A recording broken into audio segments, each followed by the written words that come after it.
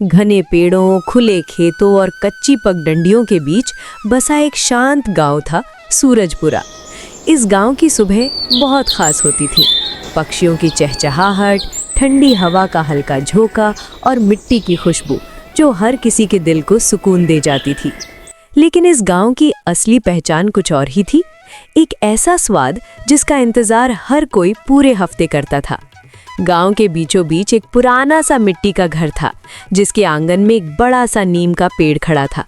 उसी घर में रहते थे देवराम काका। उम्र ढल चुकी थी, बाल सफेद हो चुके थे, लेकिन चेहरे पर हमेशा एक सुकून भरी मुस्कान रहती थी। काका कोई बड़ा व्यापारी नहीं थे, ना ही उन्होंने कभी होटल या ढाबा खोला था, लेकिन फिर भी उनके घर के बाहर हर रविवार भीड़ उमड़ पड़ती थी। वजह थी उनका बनाया हुआ मटन। ऐसा मटन जिसका स्वाद सिर्फ जुबान पर नहीं बल्कि दिल में बस जाता था।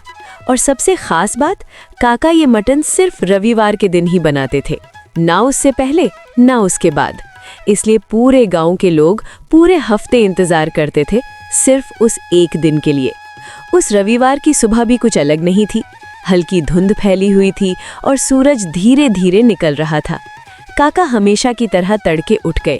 उन्होंने आंगन में रखे मटके से पानी लिया, चेहरा धोया और आसमान की तरफ देखा। आज भी लोगों के चेहरे पर मुस्कान लानी है। तभी अंदर से आवाज आई, सुनते हो, इतना सारा काम अकेले करोगे क्या? ये थी उनकी पत्नी लक्ष्मी काकी। अरे भगवान, आज रविवार है और रविवार मतलब हमारा दिन। काकी बाहर आई, उनके हाथ में कप गर्म चाय की। तुम हर बार इतना भारी मटन उठाकर लाते हो, थकान नहीं होती क्या? थकान तब होती है जब काम दिल से न किया जाए।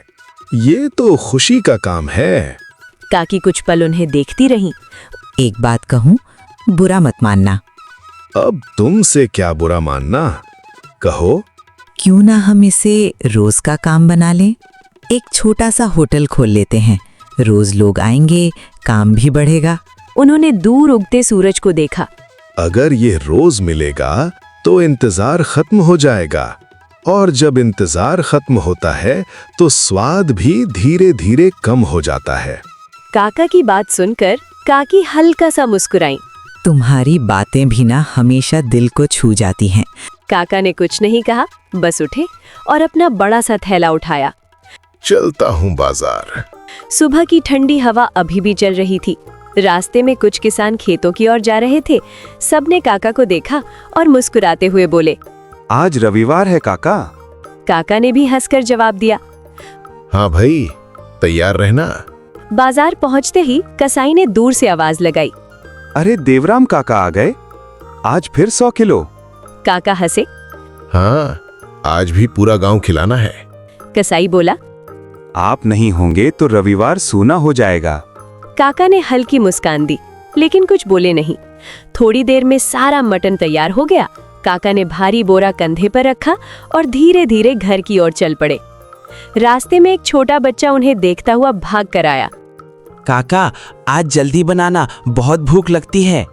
आज तो और भी स्वाद बनेगा। घर पहुंचते ही काकी तैयार खड़ी थी। चलो जल्दी शुरू करो, खुशबू फैलनी चाहिए। काका ने आंगन में बड़ा सा लोहे का भगोना रखा, नीचे लकड़ी का चूल्हा जलाया। धीरे धीरे आग भड़कने लगी। फिर काका ने सिलबट्टा उठाया और मसाले पीसने लगे। दालचीनी, लौंग, काली मिर्च, जीरा, हर मसाले के साथ एक अलग खुशबू उठ रही थी। काकी ने पूछा, ये खुशबू ही तो लोगों को खींच लाती है। काका मुस्कुराए। खुशबू तो बस शुरुआत है, असली स्वाद तो धीरे धीरे आता है। फिर उन्होंने अपना वो छोटा डिब्बा निकाला जिसे वो हमेशा छुपा कर रखते थे। आज तो बता ही दो, इसमें क्या है? अगर बता दिया तो मजा खत्म। मटन अब धीरे धीरे पकने लगा। उसकी खुशबू हवा में घुलने लगी और जैसे ही खुशबू गांव में फैली, लोग अपने अपने घरों से निकलने लगे। एक महिला बोली, आ गई खुशबू, चलो जल्दी। बच्चे दौड़ते हुए चिल्लाने लगे, मटन बना है, मटन बना है। काका का मटन तैयार हो रहा है। कुछ लोग खेत से सीधे आ गए, कुछ काम छोड़कर। धीरे धीरे काका के आंगन में भीड़ जमा होने लगी। लेकिन उसी भीड़ में एक अनजान चेहरा भी था। वो आदमी चुपचाप खड़ा था, उसकी नजरें सिर्फ खाने पर नहीं बल्कि काका के हर काम पर थीं।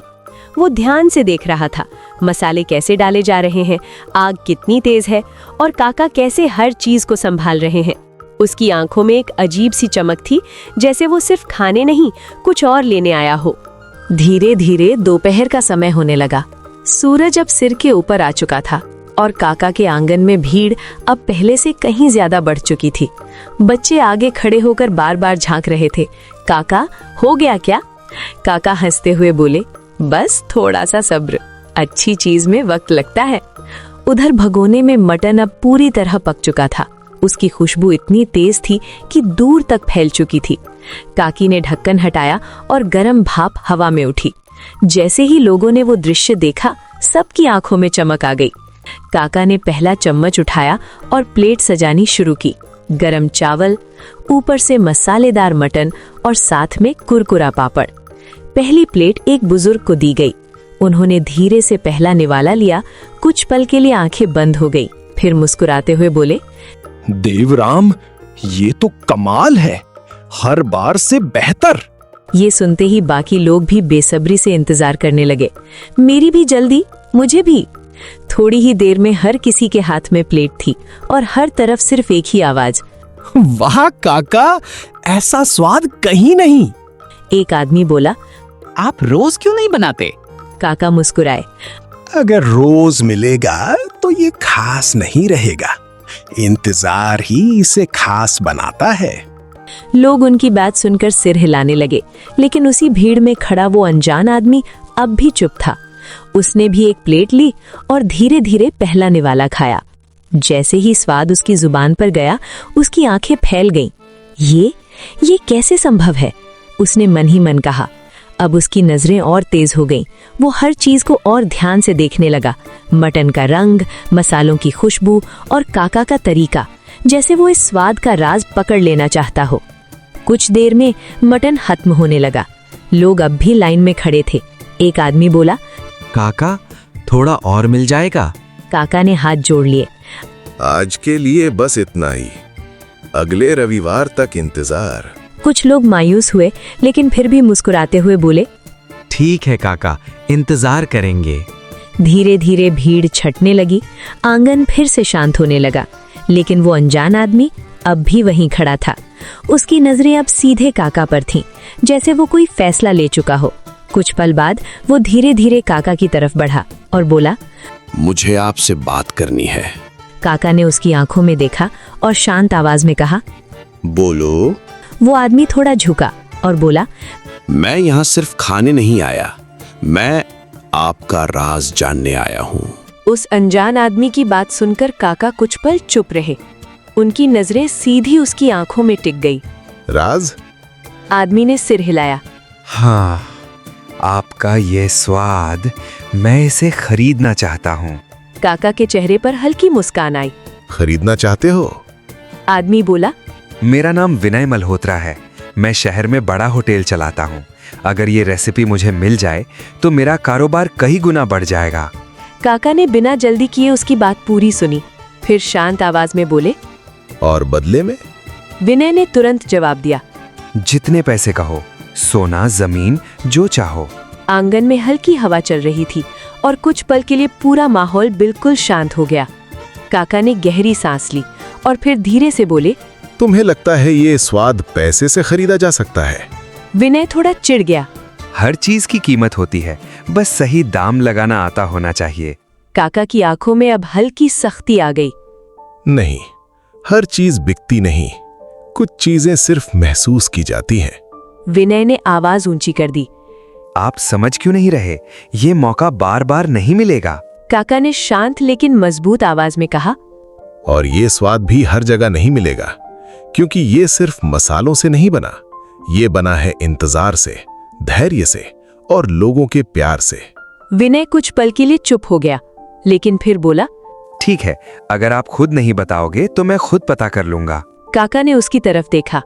कोशिश कर लेना, लेकिन याद रखना, नकल से स्वाद नहीं आता। विनय गुस्से में मुड़ा और बिना कुछ बोले वहां से चला गया।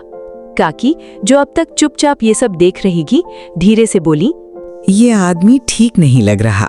काका ने हल्की मुस्कान दी। लालच इंसान से क्या क्या नहीं करवाता, लेकिन सच हमेशा अपने आप सामने आ जाता है।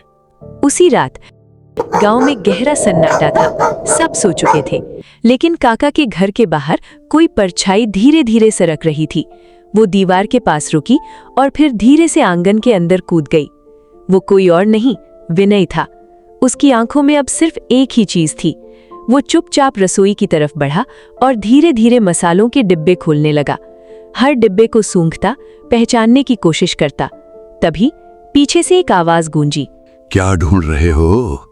जैसे ही वो आवाज गूंजी, विनय के हाथ कांप गए। उसने धीरे धीरे पीछे मुड़कर देखा। दरवाजे पर देवराम काका खड़े थे।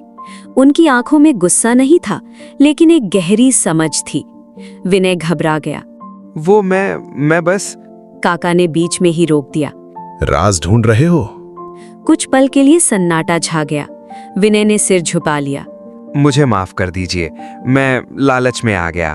काका धीरे धीरे उसके पास आए और बोले, अगर सच में सीखना है तो चोरी से नहीं, मेहनत से सीखो। विनय ने हैरानी से उनकी तरफ देखा।